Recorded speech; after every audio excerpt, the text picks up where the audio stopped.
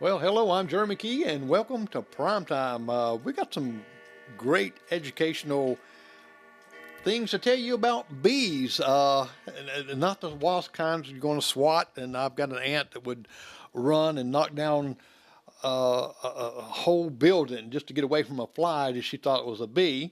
But we're going to be educated on about honeybees versus yellow jackets, and you'll be able to tell a little bit of difference about them. And I've got a man here that will just stick his hand in a whole hive, and we're going to show you a little video of this one too. Not his whole hands going down in it, but all these bees that he got from Spartanburg up there. And I tell you, I learned a little bit more about bees than I knew, which was nothing. And you're going to learn a lot. But we'll be right back, and you will be able to ask questions, call in, and if you have a question about bees, or if you're going to start a beehive, what it's going to take, what it's going to cost, and don't expect to get rich. It's got to be a good hobby. It's like most things that we think that's powerful and rich. Sometimes it just ends up just spending money and just having fun doing it, enjoying it as a hobby. So we'll be back right after this message and our sponsors from Pagana Mexican Restaurant, 441 North Duncan Bypass, Union, South Carolina, 864-429-4043. La Pagana, your family Mexican restaurants, has appetizers, child's plates, salads and soups, sandwiches, and desserts. Sizzling fajitas, Texas fajitas, shrimp fajitas. Also, they have great chicken, polo asado, chicken tenders, polo loco, and many more. If you like seafood, they have that also. Fish tacos, shrimp cocktail. They have many combinations that you can choose from in different price range. Matter of fact, they have 35 different ones. If you're a vegetarian, that's right, they can accommodate you also. Lunch menu, they have the Speedy Gonzales and about 13 others that you can make a combination with. That's La Pagana. La Pagana Mexican Restaurant, 441 North Duncan Bypass and Union, South Carolina, 429-4043.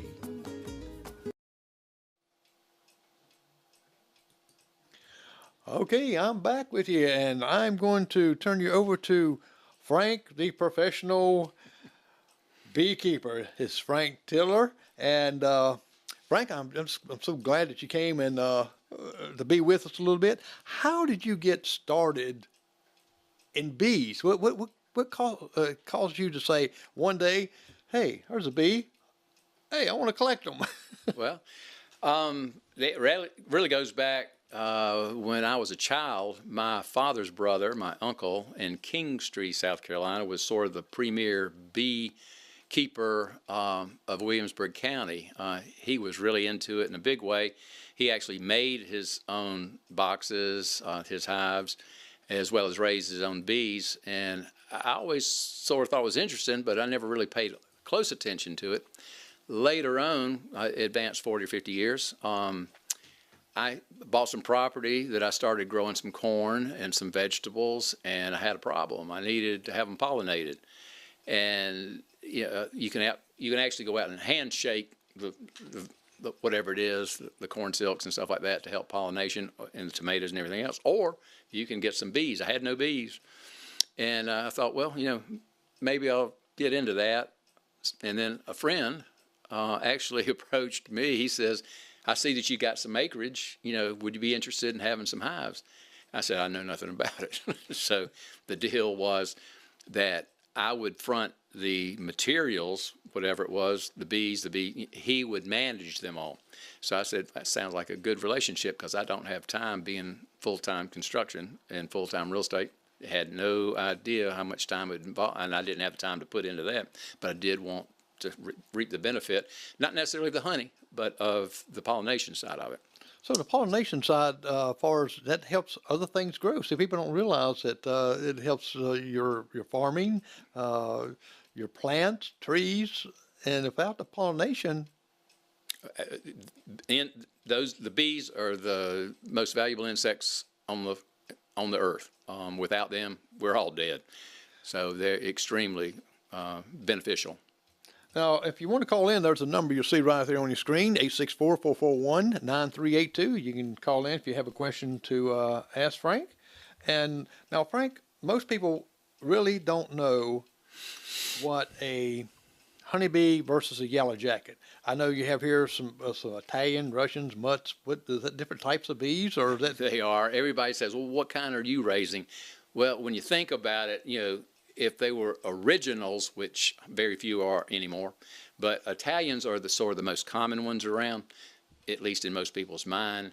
Russians are sort of the most perfect kind of bee. They're very rare, but they're resilient to some things we're going to talk about, like varroa mites and other kind of insects. So the Russians are very high quality, but they're very rare and therefore more expensive than your regular honeybee.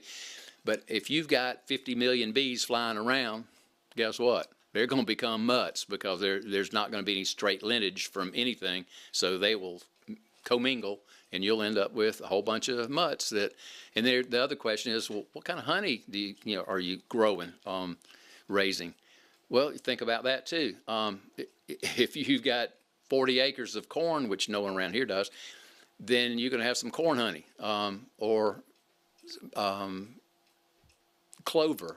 Clover is a common, or even the most common is wildflower honey. Guess why? Because they don't have a clue where the bees are getting their pollen from, so it's wildflower.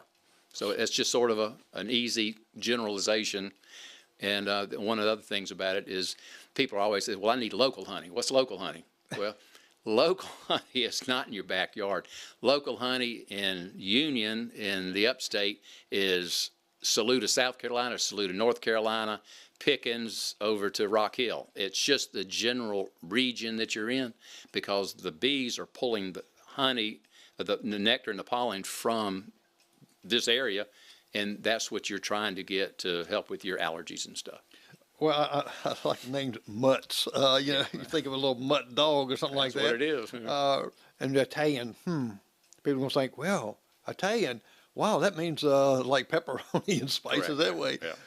So really, local honey is kind of like a big region. It's not just really like local like yeah, that. People think it's a 2-3 mile. No, it's not. It's a large. It's the upstate, the Piedmont region of South Carolina. Okay, can you plant certain flowers and to help get maybe a different quality of honey? You can. A lot of people do with the clover, the white clover versus the crimson clover. I've had several years of crimson clover. My bees don't like crimson, but they love the white, which is what you normally have in your lawn, white clover. Buckwheat is a very good attractant for the honeybees, as well as a good ground cover when you're trying to improve your soil. So I've grown buckwheat, and it's a very dark, it's like a molasses kind of color of a honey. It's not quite that dark, but it's on the very dark end of the spectrum, versus a clover honey, which is very light. Now, this is a perception a lot of people, and myself, I wouldn't know, between a honeybee versus a yellow jacket. What is the difference in between those two bees? One is mean. One's mean and one's docile. That's the big difference right there. Looking at the appearance, the honeybee's a little bit smaller typically. It is brown and has yellow, whereas the yellow jacket's a little bit larger, but very bright yellow and black. So yellow and black or yellow and dark brown. But their attitudes are totally different. You can be around honeybees. You can actually stick your hands up to them, and they're not going to bite you. unless you've done something to cause them to do that. Yellow jackets, you can look at yellow jackets. You can be across the room from a yellow jacket, and they'll attack you And chase you. and keep on chasing you. And they bite multiple times, whereas honeybee, it gives its life up if it stings you. So if the stinger goes in you, it sticks in you, and it pulls its innards out when it is, and you can see it. It's just pulsating right there. If you see a little bag on there, that's its abdomen just sitting there pumping the venom into you. So you really have to get them riled up to be that way. Now, where does the yellow jackets versus the honeybee live? Good question, because a lot of people don't realize the difference. A honeybee typically goes into a box and travels upward. Yellow jacket typically lives in the ground, so it's flying and it goes down into the ground. And that's why the honeybee boxes are designed the way they are, because you go in the bottom and they climb up into the hive that they've created. The yellow jackets just do the reverse. They're flying down, land, and they'll fly and keep on going in, an old rat hole, a snake hole, or whatever, the hole that's there, that they're going to build a new home in, a comb. Now, what types of honeybees are they? We know Italians and Russians, but like the queen and stuff like that. Right. There are three types of honeybees. The queen, as everybody knows, the queen bee, in a particular hive, and a colony is a hive. It's the same thing. The hive is the box with the colony of bees in it, but it's interchangeable. Colony or hive, they're talking about the same thing. Made up of a queen primarily. The others are worker bees, and they're all women. They're all female, all the workers. Of a typical hive that's 20,000, 40,000 bees, depending on how many boxes you stacked up, and they grow because you start with one or two and they grow upwards. The majority of them are the women, the female worker bees, and drones are the other category. Those are the males. The worker bees do everything. The females do everything. They go out and get the food. They're scouts. They guard the entrance. They build the wax comb. They bring the honey and the nectar back into the cells. The only thing the queen does, and they take care of the queen primarily, the only thing the queen does is lay eggs. That's her whole purpose. She is designed just to lay eggs. She is basically an ovary. That's all she does. Now, is the queen, is it a different size than the workers and the drones? Is it a larger bee, or? The queen is somewhat larger. She has a longer abdomen and she has shorter wings. The drones are the larger size insects, and they're not much larger than the honeybee, and it's hard to tell. A lot of people confuse a drone because there's about 1,000 drones in a typical hive of 40 or 50,000. So they're a small part, the queen being one, the drone being about 1,000, and all the rest of them are workers, which could be 30 or 40, up to 50,000 bees in one colony, one hive. Now, how many eggs does the queen lay? During her lifetime, which could be 2 years, 3 years, sometimes maybe 4 years, but not very often that 4 years. They only last about 3 years. And they're very expensive. You pay $35, $40 a piece for them if you've lost one, and you can replace it, and they'll actually send through the mail a little queen in a little small box about the size of a match car, live, and she's in there protected. So she will lay. Let's get back with that. She will lay about 800,000 eggs in her lifetime, or the first time if she's brand new queen, she might lay 100 today and 1,000 day after tomorrow. But that's her whole purpose in life. That's all she does is lay eggs. So she's about like 800,000 eggs. Yeah. Wow, it's a lot of children. A lot of them. Yes. Now, I get things in the mail, and I order stuff. Right. It looks like sometimes when they get here, they've been run over by a truck. Yeah. And they'll send a queen bee. Right. Yeah.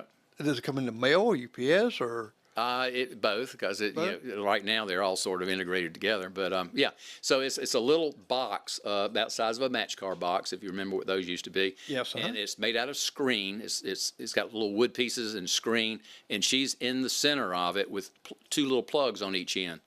that once you get her, she hadn't eaten in 2 days, because typically you can get to them overnight nowadays. They'll overnight them to you. And that's, $35 sometimes takes care of that shipping, but $40 should take care of the overnight shipping charge. So you go get the queen, and then you take out the little rubber or the cork plugs in the thing, and then you don't open her up. You just lay her in between two frames inside the hive, and just wedge her in there, and the two ends that the workers can come to, they start eating the little cap that's in there, the plug, and you don't want to pull it out and just drop her in there. You want her scent to permeate that hive and let them feel comfortable with her scent, and then that scent will allow the pheromone, it would allow them to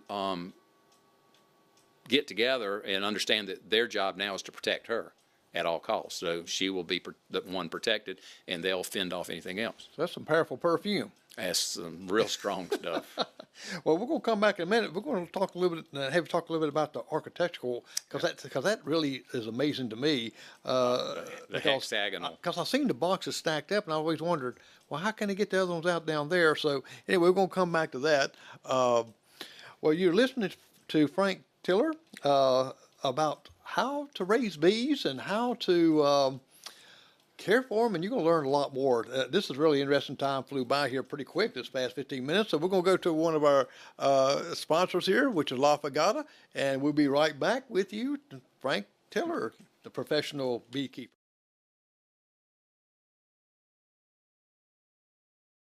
La Fagata Mexican Restaurant, 441 North Duncan Bypass, Union, South Carolina, 864-429-4043. La Fagata, your family Mexican restaurants, has appetizers, child's plates, salads and soups, sandwiches, and desserts. Sizzling fajitas, Texas fajitas, shrimp fajitas. Also, they have great chicken, polo asado, chicken tenders, polo loco, and many more. If you like seafood, they have that also. Fish tacos, shrimp cocktail. They have many combinations that you can choose from in different price range. Matter of fact, they have 35 different ones. If you're a vegetarian, that's right, they can accommodate you also. Lunch menu, they have the Speedy Gonzales and about 13 others that you can make a combination with. That's La Fagata. La Fagata Mexican Restaurant, 441 North Duncan Bypass and Union, South Carolina, 429-4043.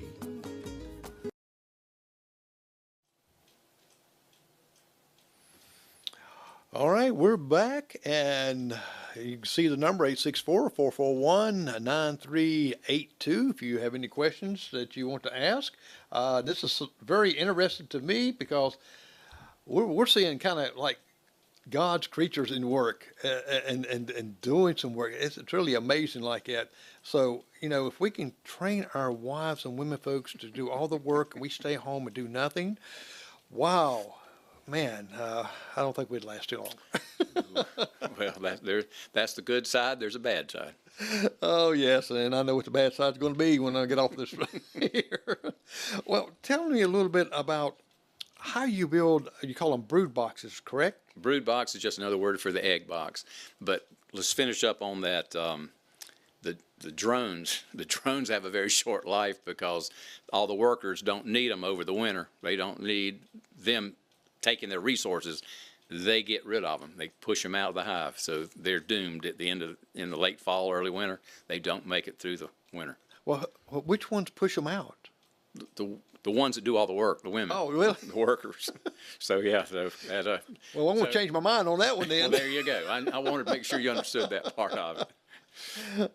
Their job is just to mate with the queen. That's all they do. And the workers also fight to death for the queen, correct? Or is that the workers will protect the healthy queen. If they sense that she's unhealthy, they will go about their own business and raise another queen, and they will secrete royal jelly, which is a way that God has intended a new queen to be made. And there will be 2 or 3 or 4, 6 queen cells that hang on the bottom of the frame as they're growing. And as they emerge, if the queen is not getting healthy or for some reason, they will allow one of those queen cells to be successful and emerge, and they will kill the other ones, and they'll kill the old queen too. Right. Now, do you build the hives itself? I've done a little of each, but it's so much easier to buy the parts and assemble them. You can buy them ready assembled from several of the different manufacturers around the United States, but you've seen the boxes that are very nicely put together versus dovetail corners versus the ones that are just sort of like plywood. I wouldn't use plywood. I'd use some good pine or cedar to make them out of. But yeah, I've done some, but I buy most of them. Oh, okay. And the queen typically stays in the lower boxes her whole life, right? She just kind of just stays there. Her job is just to lay eggs, and that's where the brood is located. The egg cells. And you were asking earlier that when I changed back, the hexagonal, the six-sided cells that the worker bees are making, they're all the same size no matter where they are. The engineering of that hexagonal to go against the next one, to go against the next one, that whole system is unbelievably engineered. And it could be a 5-foot run of them, and they're perfectly side by side by side. That it's just amazing. And no tape measure. And no tape measure. That's right. Yeah. Now, when you talk about the boxes, it's not just an empty box. You got frames and stuff to go inside. A lot of people don't understand the construction of that. The first box is just four walls, and it doesn't have a top. And the bottom one does have a base to it because that's the landing board that the workers come in and land on. And you always orient that towards the east or the south, trying to get as much sunshine coming into it to warm it up as possible, because they love heat. They maintain themselves at 93 degrees, and if it's less than that, they get irritable. If it's more than that, they'll go outside and start bearding, which is fanning themselves off, and it looks like a man's beard. It's just a huge cluster trying to cool themselves off. But all the different functions that they do automatically is just amazing. But yeah, so the first box is the brood box. Sometimes they're very productive, and you need to put a second brood box on top of that has no top or bottom on there, just the four walls that holds the frames hanging. So they're usually 8 or 10 frames. It used to be 10 frames, and as years went on, they became so heavy that started reducing the weight to make the boxes a little bit smaller.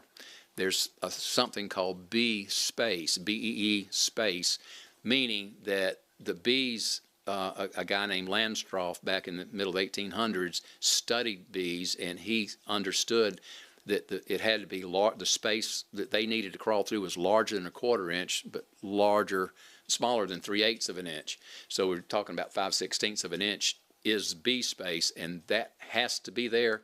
If it's wider than that space, they'll fill it in with comb. And can you imagine if you had excess comb being filled in? It's a huge mess. If it's not enough, they'll bond it together with propolis, which is another thing that it's glue that they bring in and make.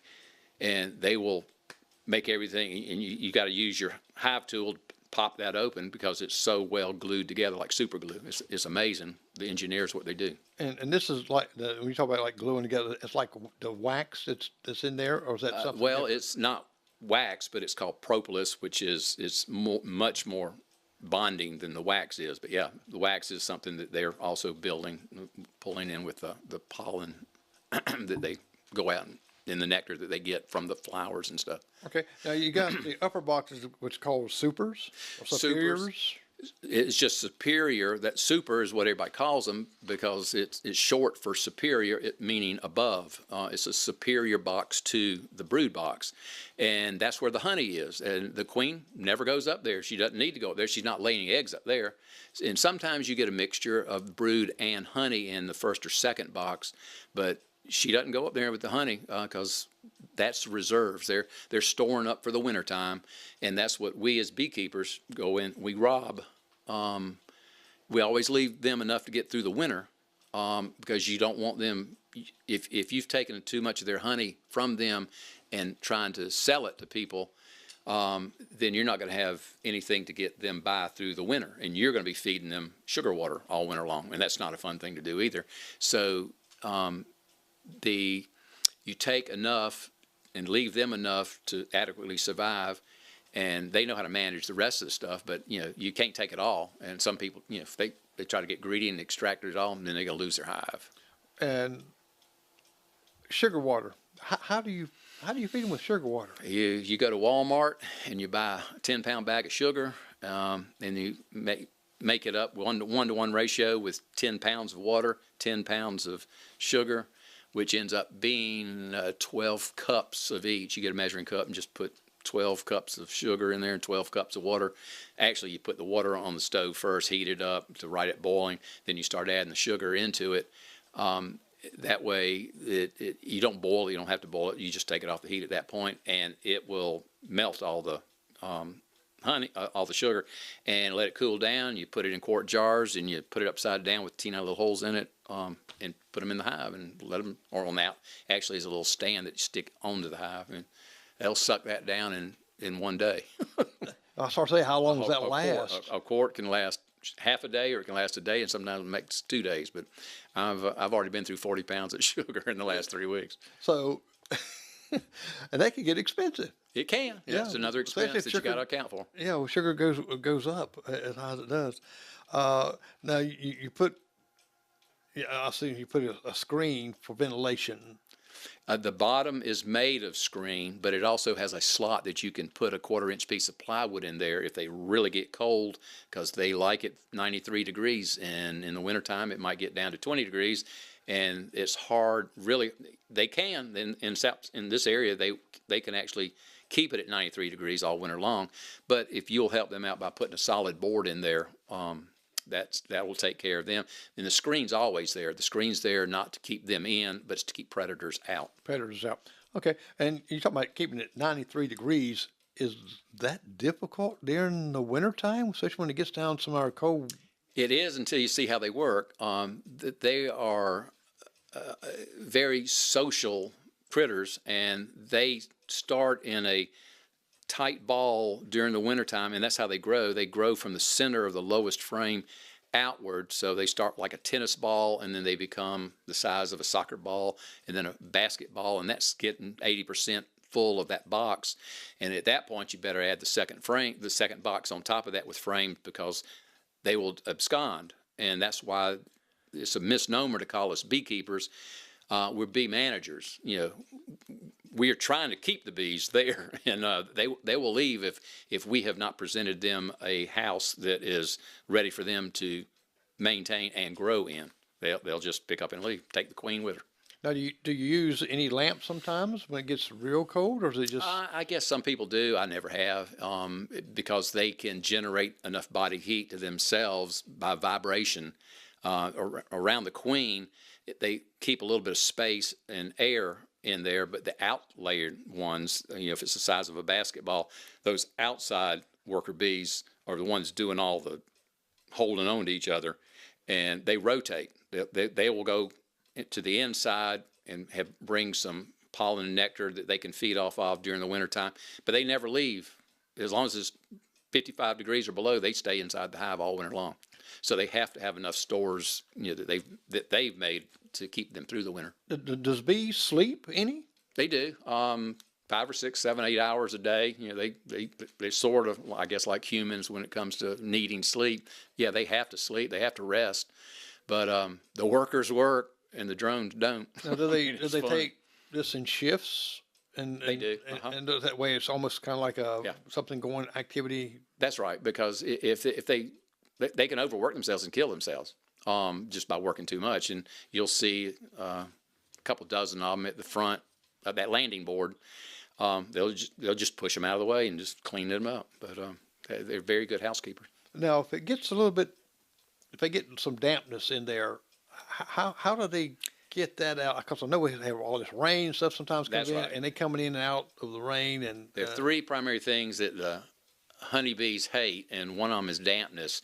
Now, they're bringing in nectar that's wet and damp, and there's some bees that go out and bring water to help make it match, make it up So there's amount of moisture that they're trying to get rid of to begin with, and they use their wings to fan that down to help evaporation process in the hive.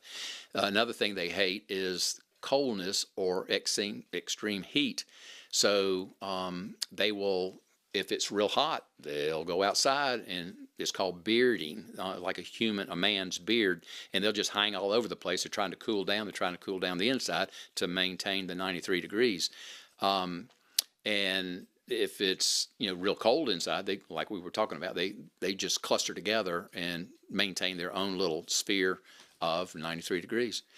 And they hate wind. So if you go out and try to operate your hive and inspect them, which you need to do regularly in the wintertime, you chose because you had time to do it and they didn't like the weather. It was 45 degrees and it was windy and it was damp, raining. You have just opened up a 50,000, at this point it's probably 20,000 that made it through the winter. Insects that going to light you up. Well, we're going to get into the age and life of bees here in just a minute. We will come back right after these messages by La Fagata. You're listening to Frank Tiller, a professional beekeeper, and he knows his stuff there, and I'm learning a lot of stuff, and I hope you are too. So we'll be right back right after La Fagata. La Fagata Mexican Restaurant, 441 North Duncan Bypass, Union, South Carolina, 864-429-4043. La Fagata, your family Mexican restaurants, has appetizers, child's plates, salads and soups, sandwiches, and desserts. Sizzling fajitas, Texas fajitas, shrimp fajitas. Also, they have great chicken, polo asado, chicken tenders, polo loco, and many more. If you like seafood, they have that also. Fish tacos, shrimp cocktail. They have many combinations that you can choose from in different price range. Matter of fact, they have 35 different ones. If you're a vegetarian, that's right, they can accommodate you also. Lunch menu, they have the Speedy Gonzales and about 13 others that you can make a combination with. That's La Fagata. La Fagata Mexican Restaurant, 441 North Duncan Bypass and Union, South Carolina, 429-4043.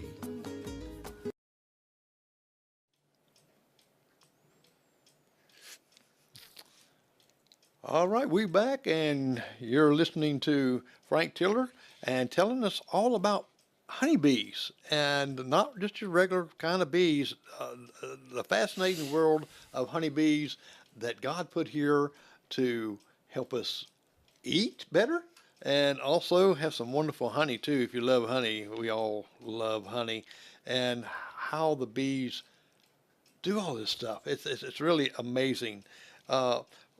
Frank, what about the age of the bees? I know they don't last forever. Tell us a little bit about that, if you would. The queens will last longer, and she will last 2 to 3 to 4 years typically.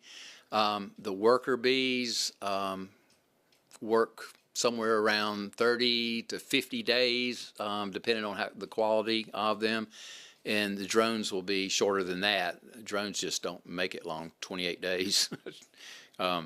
Again, all the thing drone does is want to mate with the queen, and there's only one time that queen gets mated, so they're pretty useless after that fact. They live their life just hoping to be mated. So now, the uniform you wear, the helmet, stuff like that, and I know you said you can stick your hand down in there as long as it's warm weather. That's and right. Things like that. It's not messing with the bees. Correct. Goings and ins and outs. And why do you wear that protection? Head protection is just a safety issue. Some beekeepers don't, and they pay the price. You've seen on the internet every now and then a guy's one side of his face all swollen up because he got stung. Bees typically like to start in low and they go up into the hive. Well, they don't know that your nose is not a hive, so they will go in and up, And if you get stung in your nose, you could actually die from that. Of course, if you're allergic to them, you could die from that too. But they like little holes like your ears. And so keeping your mouth closed and keeping something protecting your face and your neck with a veil that's part of a hat system. So you got your hat, the veil hangs off of that, and there's usually a zipper into your jacket, a bee jacket. So you've got a system that's at least down to your waist that's keeping the bees from getting, because they're curious. They're going to, one of the worst things you can do is be on a hot summer day and you're sweating and you feel your sweat. Normally it goes down your spine, but if you feel sweat coming up your spine and you're standing up, you're getting ready to get lit up because you got a bee inside your jacket up against your skin, and they're crawling right on up to the top like they normally do. They want to know what's up there, and you're going to get lit up. Now, how aggressive do they get when you're messing with them? Because we're going to show a video here in a minute where what these bees look like, and you went there to retrieve these bees. Yeah, every now and then you get blessed and have a swarm come to you instead of, get a call to go to them. I was very fortunate last week that I had 3 swarms come to me, and they were just hanging in a small peach tree right in front of my hives, 7 or 8 feet away. And they were very large swarms. And then there's going to be another one that we're going to see from downtown Spartanburg that I got called in on Friday night. They were cutting some trees down and found out that it was a hollow tree that they cut off about 2.5 feet up, and it was slammed full of honey. And of course, as we talked about, the eggs and everything are down low, which means ground level, and possibly if there was a hollowness below the ground, the queen and the brood is all down low, and it could be ground level, whereas the honey started at 2 feet up and higher. So they cut it off at 2.5 feet, not knowing what was in there because they didn't think anything was in there. And tens of thousands of bees erupted. Of course, that stopped their working for the day, and I got the phone call to come up there and see if I could get them. But when I started removing the bees that were excited, all that comb, when you open it, you try to take it out in a large piece, but it breaks, and then that honey will just start dripping down. Guess where that honey gravity is going to take it? Down to where the queen is. So I don't know in this particular video that we might see whether the queen made it or not. I went for the last 2 days. I went over there Saturday, went over there Sunday evening. All those bees seemed to still be there, which sort of amazing because it was open. It didn't have a top on it or anything, and it did sprinkle a little bit. But they're loyal. They were just sitting there. So I'm assuming that the queen is still there, or her scent's real strong. So one of the two. Tomorrow they may leave, but more than likely they're going to be there because that scent's so strong. And I'm hoping the queen's there, but it'll be unbelievably successful if I'm able to find the queen, knowing all that comb and honey drip down. So it's just one of those things. Sometimes you can, but a stump is the hardest thing. A tree is the hardest thing to get bees out of. Because it's just hard to get to. It's just hard to get to where the queen is. And plus you're disturbing. Oh yeah. And I have torn, I have removed the contents of their house. Now, did the workers, when they found this unfounded beehive, and did any of them get stung? Every time I had to put my hands in there, I had gloves on, I had the veil on, but every time I stuck it in there, because I was sticking my hands down in a tree trunk 2.5 feet down to get towards the bottom, carefully, not to crush the queen. I couldn't see her, so I could just sort of gently pull the comb out. And every time I stuck my hands in there, I had gloves on, and they would sting me every time. It's not that bad a sting. So I got 10, maybe 12 stings just pulling the comb out of that 2.5 foot area right there. And then I left them alone because all the comb was gone. I just couldn't see what was left down there at that point. It got too dark Sunday night. So. Well, didn't the gloves protect you from the stings? Typically, my gloves are several years old, so it's not like they were brand new. Brand new gloves, probably. I learned a lesson a long time ago. I just didn't have any like latex or gloves that I should have put on as a liner first, and then my honeybee gloves on top of that are leather. But it's not that bad. They typically go after a soft spot, and they were going over my palm of my hand, because when you crush them, they don't like that either, get crushed, and that they emit another hormone pheromone that just makes them angry with you. So other bees smell that and they say, "Ah, we're being attacked." So Right. they'll So light you up. now the gloves that you put on, you said it was leather. Very thin leather, like golfing gloves. Yeah. Is it hard to reach in there and get the hive out without crushing the bees? It is, because that's what happened when if you don't have any kind of tool, and I didn't want to use a tool like a big shovel or anything. That's the only thing I could have reached down in the hole with. So I just reached in with my hands, and the gloves come up to you here, and your coat comes down to here. So you got double protection on your forearms, but your fingertips. That's why a lot of beekeepers don't use gloves at all. They want to be able to feel those frames, and they can feel when they gently put their fingers out there if there's a bee on the backside of it, and they just slide their hands over and just knock the bee out of the way and just lift that frame out. That's really the best way of doing it if you've got optimal conditions. Right. Well, And I didn't have optimal conditions. yeah. Well, going into a stump there, it would be kind of hard to do that, but. Your hand didn't swell from the bee sting, because most people was relating that like probably to a yellow jacket or a wasp or something like that. Yeah, not a yellow jacket sting or wasp sting.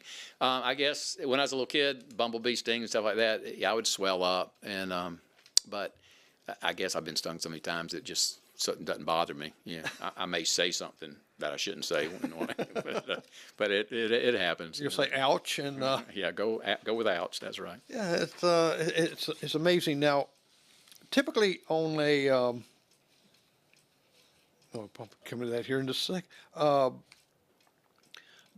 The honey, what amazes me is you got some that's got the comb. Sourwood honey. I heard people say that, get you some sourwood honey. Is that kind of what in your boxes, or is that where the bees pollinate or bringing in? What the type the flavor that they're making? Right. Well, it all depends on where they're going out and getting their resources from. So Right. sourwood is going to be sourwood tree that they're around. Tulip poplars, they love tulip poplars, and you'll get that kind of honey. Yeah, because I hear that, not knowing. I was always saying, well, that's sourwood honey right there, and you think, well, that's premium. That's Yeah, that's top the line right there. yeah, but again, it's a blend of other things, because there's no purist out there. Just like the lineage of the bees themselves, there is a mixture. So This is a question that everybody's wondering: can you make money being a beekeeper? You've got to count the cost, like in anything. You can go in and just have one or two hives and just enjoy that and not spend a lot of money. But you've got the enemies that you're going to have to take care of, the varroa mites and the small hive beetles and wax moths.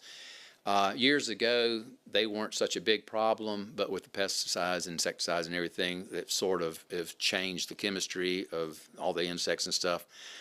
And they're a problem now, and you've got to treat them regularly. The varroa mite is a tiny little, like the end of a ballpoint pen, and it will attach itself to the larva and start getting, as the larva and the pupa grow, it just starts messing with their bloodstream, the bloodline. It does the same thing to an adult. It will attach itself to the abdomen of the honeybee, and it will kill your, over time it's going to kill your hive. So you're going to eradicate that with whatever formic acid or whatever chemical that have to use to treat it to eradicate that. So there's procedures to go through with that. You can use just enough, and you can't use any more than that. So it's a issue that you got to deal with. So you have the enemies that comes in and can wipe out your hive. Can it mess your honey up? I mean, can it? Well, you don't like contamination of any kind of thing. You like pure, unpasteurized honey. So you want to try to minimize all of that. At the same time, you don't want to inject any kind of chemicals into your honey. So it's a procedure you got to go through. And a lot of states are really tough on that stuff. Some states don't even allow it. But you've got to maintain it, because it needs excess help than the natural. And when you take the honey out of the hive like that, do you put it in big buckets and take Yeah. it home with you? And Right, there's a process there when you're starting to remove the frames out of the boxes, the supers, and they're full of, it's full of honey. But guess what's attached to the honey? There's thousands of worker bees attached there. So you have to take a little feather or a brush, very light, and knock the bees off of it, and take that and then stick it in an empty box over here, put lid back on it, and then go back to your hive. It might be 6 or 8 feet away. And they can smell that, so you got to cover that up as you do this, and take another change, put that one over. So you're trying to remove as many bees as you can, and ultimately you're going to get to a frame, a place with all these frames that are full of honey, and you want to decap them because the worker bees have capped all that honey, and so you're going to have to take a hot knife or just a sharp knife, serrated blade, and take all those cappings off, and they'll just fall, and you can reuse that wax again. You can actually help start some frames growing with that wax. But the honey, when it will start coming out and draining, so you want to put it in a clear plastic box over here, and then you're going to get maybe 2 supers, 3 supers, 4 supers, and those supers are going to weigh 30 or 40 pounds apiece. So you're starting to accumulate gallons of honey just by this one hive. Okay. So it's pretty neat that when you're trying to, and then you've got to, if you've got an extractor, you can do a gravity method that takes 2 or 3 days through a strainer, multiple strainers, or you can buy an extractor that spins and you can hand crank it like the old ice cream churns, or you can put some more money out and get a motorized one that spins it, and in 5 or 10 minutes it'll spin all the honey out, and then you can put more frames in there and spin all the honey out, and you could end up easily with 20 or 30 gallons that day. Well, I know a lot of people will buy us honey and they look at it and say, "Well, I want the kind that's got the wax in it." Oh yeah, yeah. And I like the wax too. Yeah. all right, A lot of people don't, but some people do. right. I love it. Can you eat the wax? Absolutely, yeah. And Got a lot of uses at that point. You can use the wax for all kinds of things. Some people do it just for the byproducts, such as the hand creams, the face creams. There's all kinds of things that the wax can be used for. I got into it for pollination purposes, and a lot of people in Florida will put all their hives on an 18-wheeler and send it to California and pollinate the almond crops. And without the honeybees coming out of Florida, and South Carolina is a big supplier of the honeybees that are shipped for 6 weeks to California just to pollinate the almond crop out there. well, I know they use beeswax for candles. Absolutely, yeah. So that's pretty neat. Well, we're going to come right back, and we're going to show you the video that Frank was called out to Spartanburg, and you're going to see all these bees. And if you're afraid of bees, turn away. But these are a lot of bees. So we'll be right back right after this with La Pagata.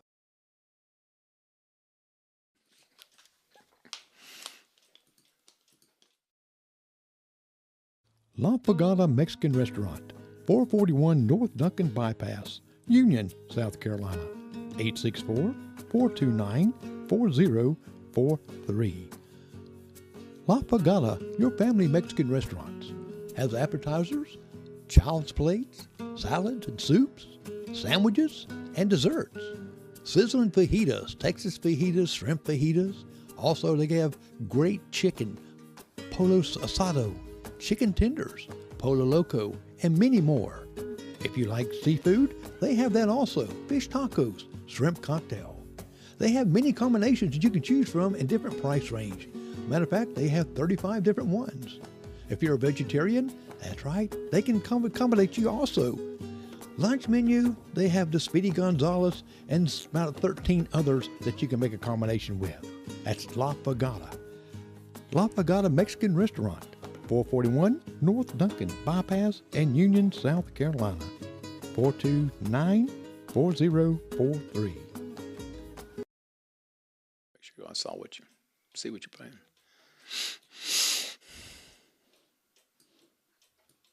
All right, we're back with you here. Let me cue this up. You're going to see now in Spartanburg where Frank was called because the workers found some honey. Tree, yeah, the tree. They were cutting trees down. Those are the workers that we're talking about. Yeah. Right, that's the workers, not the bee workers. Yeah. But they found some work, and they called Frank to come and see if he can extract them, and maybe I guess they could call Pooh Bear. It always shows him sticking his hands in That's there. right. That's not so. But I'm gonna let you look at this right.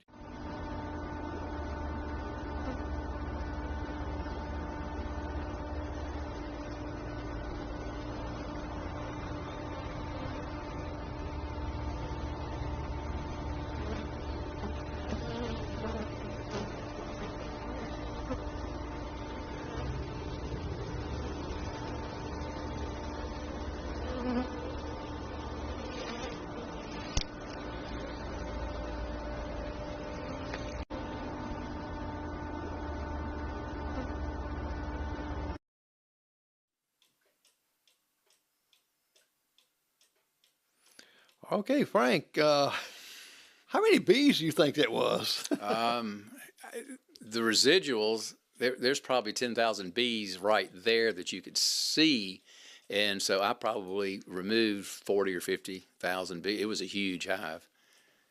Now, did you get any honey out of that? Possibly. I've actually used it as bait to try to lure the other ones out. One of the best things to lure them out of a tree or tree stump is to use their brood or some bees' brood and put it in your empty hive and put it right adjacent to them. And that's the game you're playing. You're trying to entice them out of where they are. They have no roof over their head at this point, and they're open to coolness of the night sky and nighttime temperatures, and they may fall for it.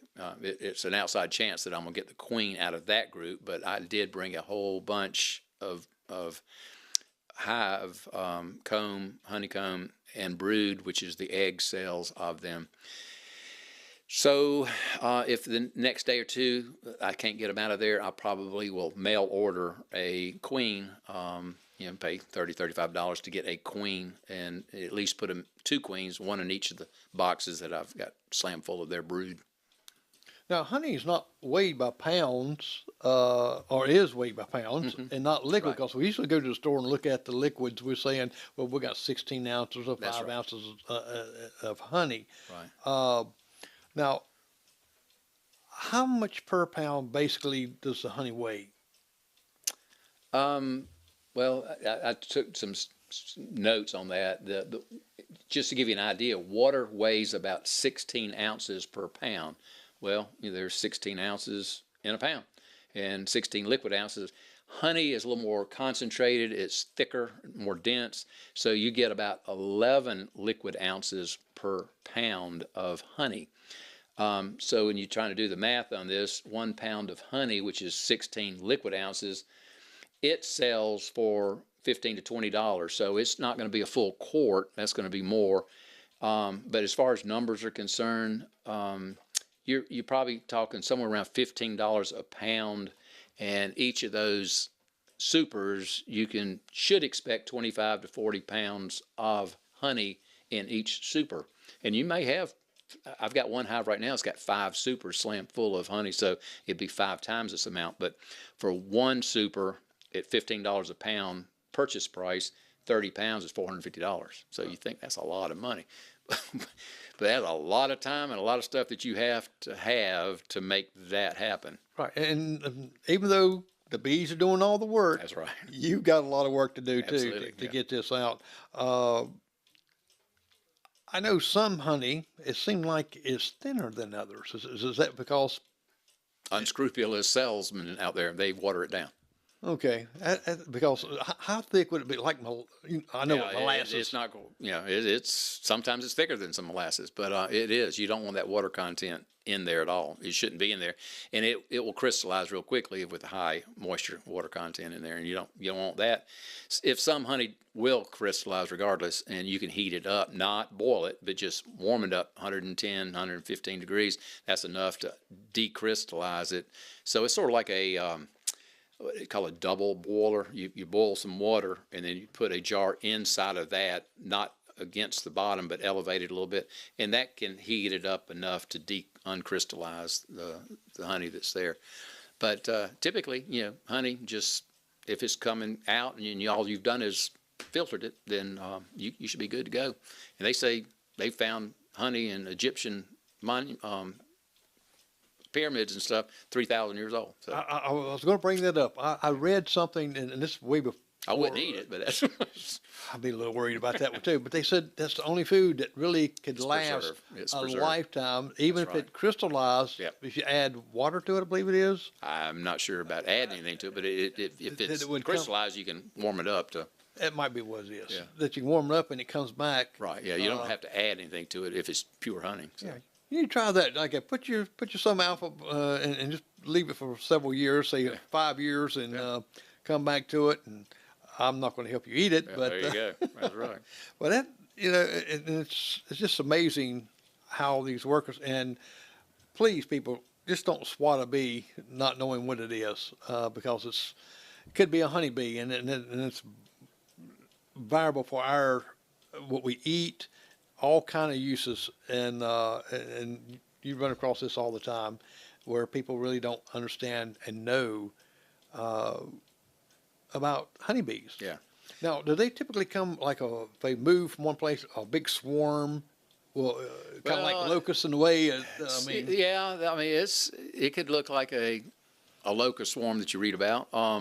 But honey, I was talking to a golfer the other day. He says when we hear them on the golf course, you can hear them, a couple hundred yards off, and you can see the sky in that little area. It's a cloud, and so they all ran. It was so funny when he was telling me that. But because I don't play golf, but I can imagine some professional golfers doing that. Well, I'd probably be the one that would be running too. Yeah. You would probably go running the directions where they're at. Well, I'd be curious, more than curious, but you just got to understand what their what their attitude is at that point. If they're aggressive, then look out. But typically they're not. They're very docile. Unlike a yellow jacket. I don't like yellow jacket. No, yellow jacket just plain out mean. It's about like a hornet. That's right, absolutely. Now, I was looking kind of on some of your notes here also.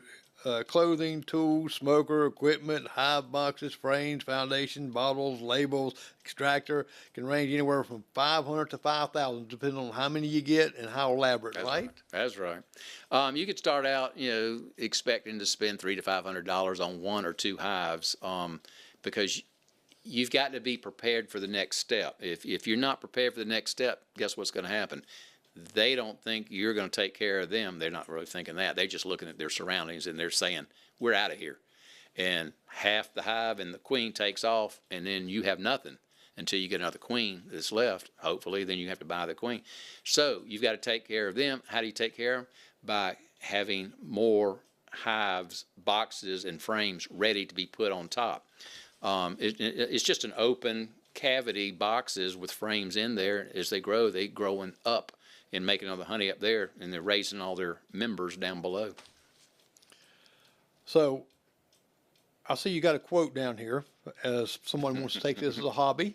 And what's the first thing that you got advice as someone that's going to take this as a hobby besides they need to be serious about it? There's several little truisms that I say, but there's one that's sort of famous if you're talking about the money side. If you can't afford to take a $100 bill and burn it, this hobby is probably not for you. Well, it is, and you're dealing with, like you said, these insects here, these bees, they're living creatures, and it's like anything. If you don't take it, they're going to move. That's right. They're going to go somewhere else and live. That's right. And probably find your place, and hope you rescue them. Yeah. You take care of them, they'll take care of you. Yeah. Right. Is there any particular place that you can find swarms or bees, or are they just anywhere? Well, there are a lot of beekeepers out there already, and of course they're raising bees, such as myself. And like I said, we're not called beekeepers, really. We're called bee managers. We're trying to manage them while we have them under our thumb. So I may have received several neighbors, I don't know where they came from. They just appeared a couple, 3 days in a row. And hopefully I've given them a house that they're going to want to live and grow in. But some are just like the picture that you saw from downtown Spartanburg, in a tree. Those were, as far as I know, they've been there for several years, because there was some real old, dark, almost black comb right up against brand new, almost white comb. Most of it's sort of yellowy wax looking, but that's been in there a long time, and probably, I'm guessing, at least 10 or 15 years. Wow. Well, Frank, we appreciate you being on the show. We're going to wind it up here, and we've learned a lot, and we thank you so much for coming. And folks, if you stand tuned till next Monday, we're going to have Mr. Earnhardt here, and also Scarlett's going to come back and visit with us a little bit, and we're going to have talk about old cars and stuff. And you've listened to Primetime with Jerry McKee, and my special guest was Frank Tiller, and a bee manager. I've learned something new there too. You have a good night, and hope you have a blessed week. And I'm Jerry McKee, and we're out of here.